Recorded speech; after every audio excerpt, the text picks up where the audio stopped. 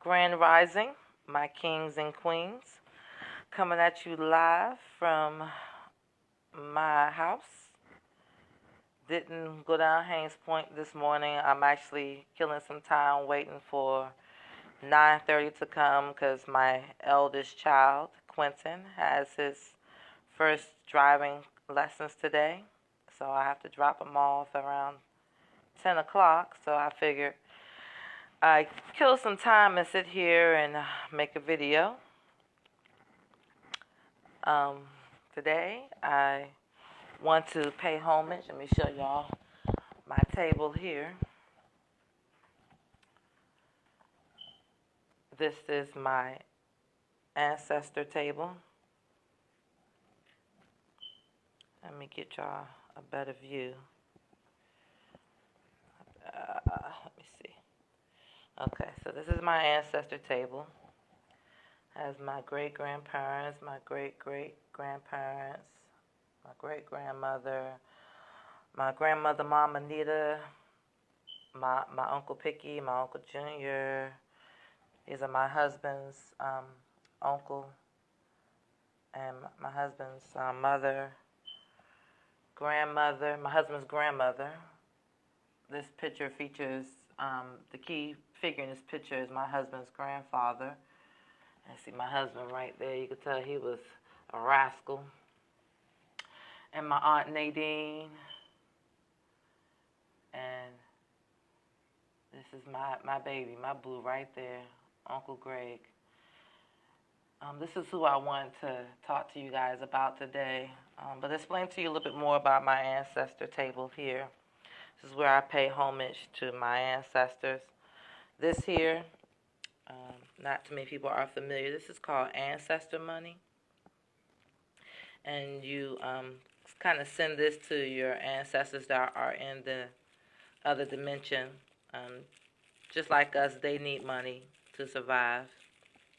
I'll go into that more detail in another video, but I burned this, and as I'm burning this, I think about who I want to send it to, and they receive it in the next life. So this is my ancestor table, which in other words is called an altar, my ancestor altar. And unlike other mysterious things like, God and things that are mystical, I know these people existed. So this is why I choose to have an altar in honor of them. So like I said, today's video, I want to talk about my favorite ancestor, which I had the delight of spending most of my child and adulthood with, my Uncle Gregory Howard Drew.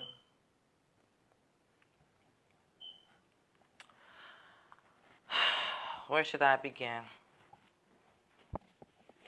I think the most befitting way to begin is talk about dreams. Something that we all can relate to.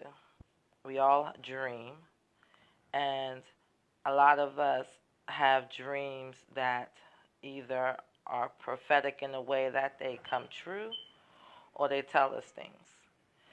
I've had a lot of powerful dreams in my lifetime. To sit here and tell you all my dreams that were prophetic or just powerful or were like, whoa, would take all day, and this tape wouldn't last long enough. And besides, you guys be like, okay, Lisa, just say something for later. Like, for real. But the reason I want to talk about dream with Uncle Greg is because I had a very powerful dream. You see, my uncle passed away in 2011 of cancer. And which is kind of like this because when I went to go see him 2 weeks before he passed away at the hospital, he was telling me, this is it, boo, this is it. And I told him, I said, Uncle Greg, it's only it when you say it's it. You cannot give up. The minute you give up is when it's over. Please don't give up. And he told me, he said, okay, boo, I'm going to fight this. I'm going to fight this. I'm not going to give up. And I said, that's what I want to hear.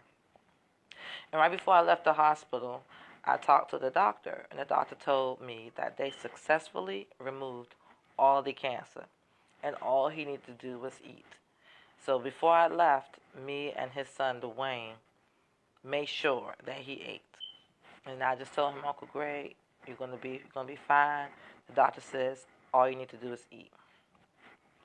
2 weeks later, I was coming home from school, and my husband met me at the front door, and he said, I got some bad news for you. He said, Uncle Greg passed away. And at that moment, I was so much in shock that I just said, okay, and I just walked past him. It didn't really fully hit me until 2 days later. Yeah, it took 2 days for it to finally sink in, like my boo was gone. And his death was the hardest hit death that I've ever experienced. Although my Aunt Nadine passed away some years before, my grandmother, Mama Anita passed away some years before, Uncle Junior passed away, but Uncle Greg was the hardest hit death. So I'm in school, and we were in my psychology class. And in psychology, we were going over a chapter about dreams. And in psychology, we were discussing how dreams, some people report of seeing their dead loved ones come and visit them in their dream. And also we were talking about lucid dreaming, how you can control your dreams. So I'm like, I want to see Uncle Greg. I didn't get a chance to go to his funeral because I was living in Pennsylvania and I could not make it. And so I'm like, I got to see my uncle. I want to see him. So I'm going to go through my dream. I'm going to see my uncle, all right? So one night I'm laying in bed asleep and I'm dreaming. And the dream started out that I was in my living room with all my children. Then I said to myself, I'm dreaming. So the moment I had that thought, the children disappeared. Then the house was dark.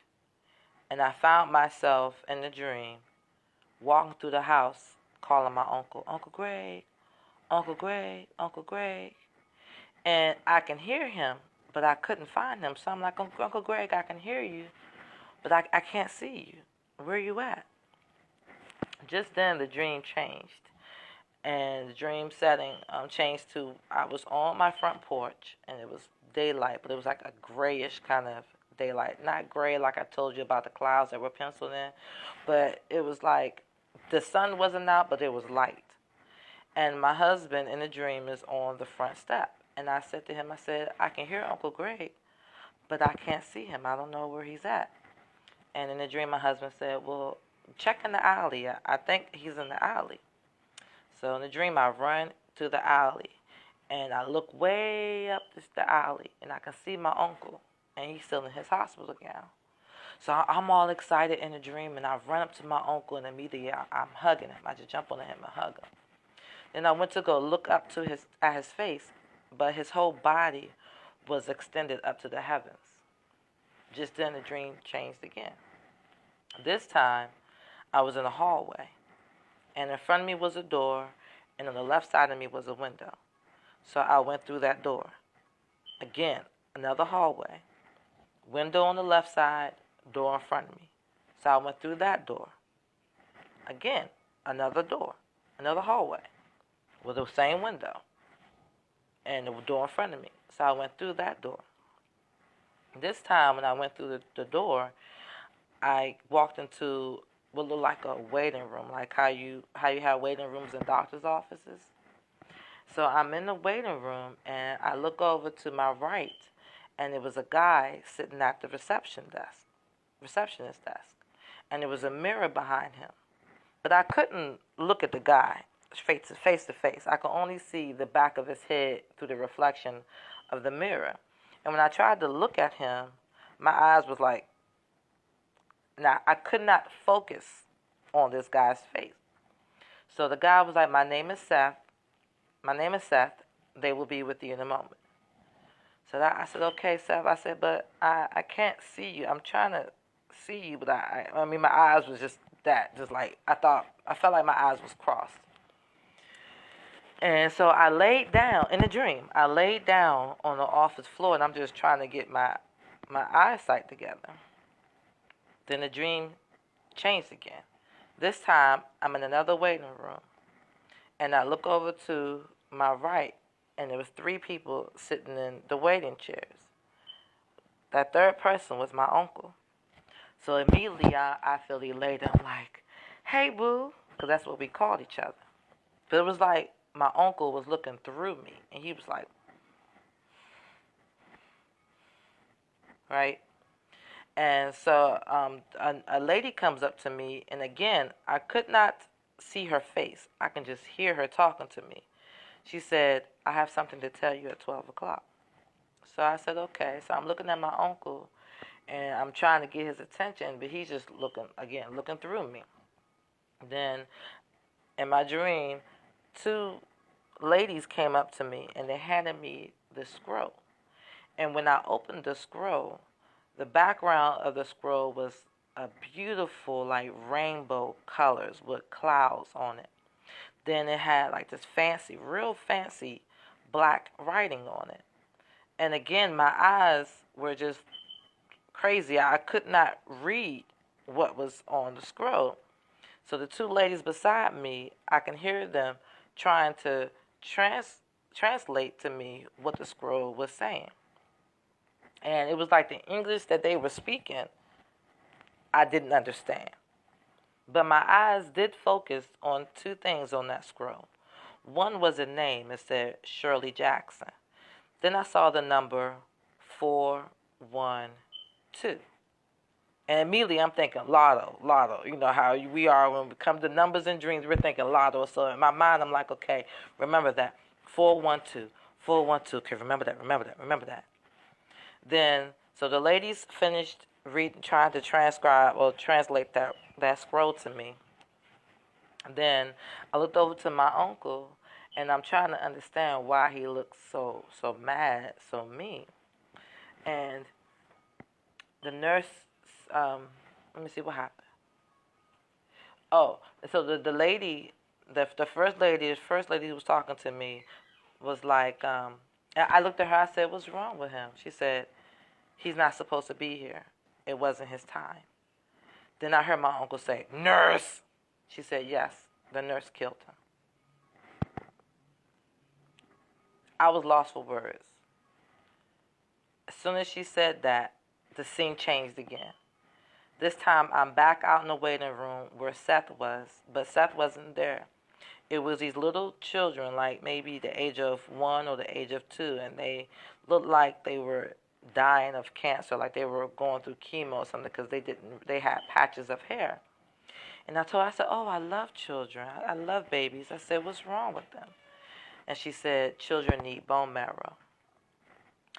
I'm not sure what that last part of the dream meant, but it had to be something significant. As of this day, I'm still not sure.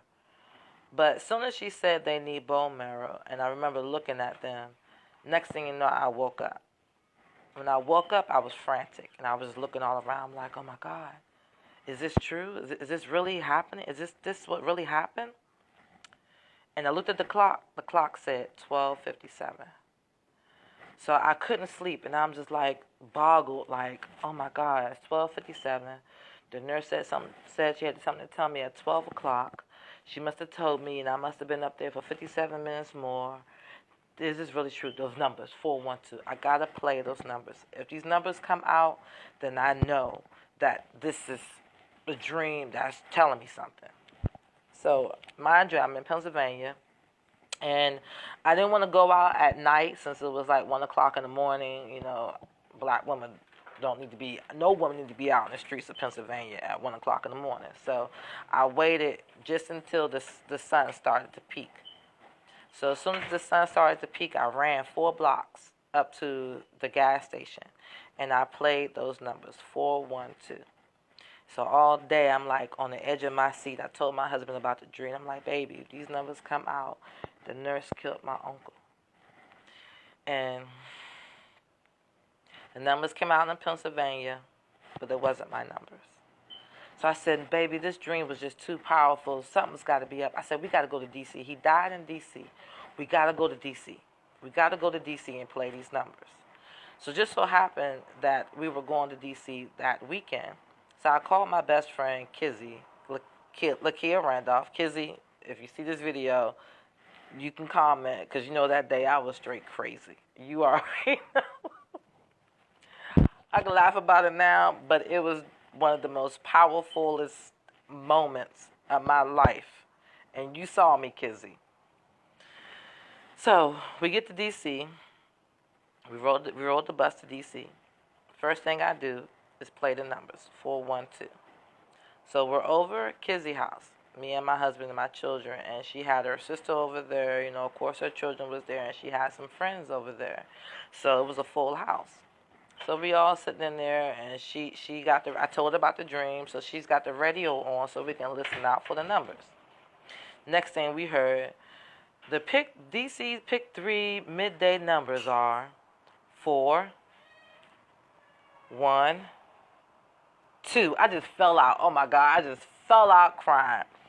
Kizzy looking at me like, oh my God. Her sister looking at me like, what the F? Her friend looking at me like, what the hell is wrong with her? My husband's like, oh my God.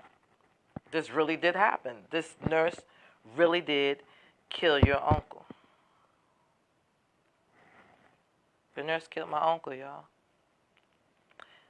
And now I've realized that the reason why I couldn't look at Seth, and the reason why I could not look at the lady, I could not see the lady or see the other ladies that was reading or actually read the scroll, because those were angels. I was on the 3rd floor of heaven. I went through 3 doors. I was on the 3rd floor of heaven, y'all, in my dream, where the angels told me and let me know that the nurse killed my uncle. And I know my cousin Wayne is watching this, and I want to send a special shout out to you, Wayne, because when I told you about my dream, you told me that my uncle told you that they were trying to kill him in that hospital. And you told me that you went to the nurse, and the nurse told you it was just the medication, and that the medication has him talking like that. And you did not tell me this until I told you about my dream. And that brought a realization to you that Uncle Greg knew what they were trying to do to him. And when I told Michael, my brother Michael, the dream, Michael then told me that it's crazy that I said that, because the hospital called Michael, and Michael can hear Uncle Greg in the background yelling and screaming, saying that they're trying to kill me. Mind you, I was in Pennsylvania. I didn't know any of these stories until I told my dream to Dwayne and Michael, and they both confirmed that yes, these things happened. And Wayne, again, baby, I don't want you to, pummel yourself over this, because you did not know. You trusted and believed that these nurses were doing their job. What they took the oath for is to save people, to help these doctors save people. And she lied to you and had you to believe that Uncle Greg was safe. And honestly, if it was me, I would have believed them too. I would have believed them too, because that's their job. So I don't want you to kick yourself. I don't want you to punish yourself. You did not know. I know in my heart of heart, and I know that if in Uncle Greg's heart of hearts, that if you knew what they was really doing to him, you would have burnt that sucker down. Everybody in there would have been dead. I know that. Uncle Greg knows that. And it wasn't until I told you this dream that you realized that they lied to you.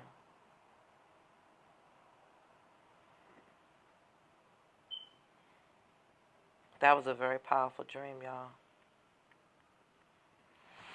Believe me or not, but I have a couple of people here.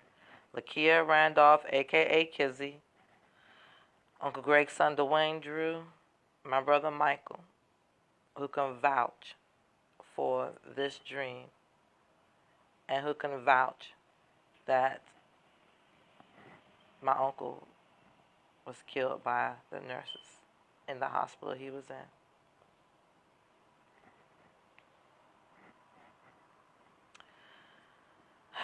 That was the most powerful dream that I ever had. I've had other dreams, but this one still shakes me and rocks me to my core.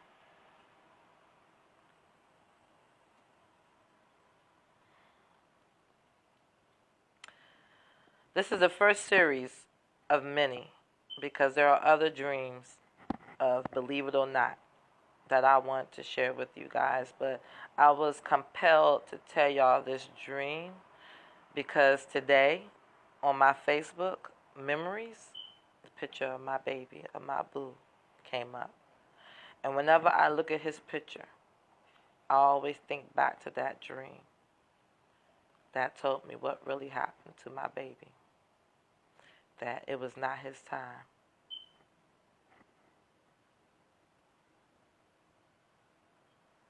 Signing off.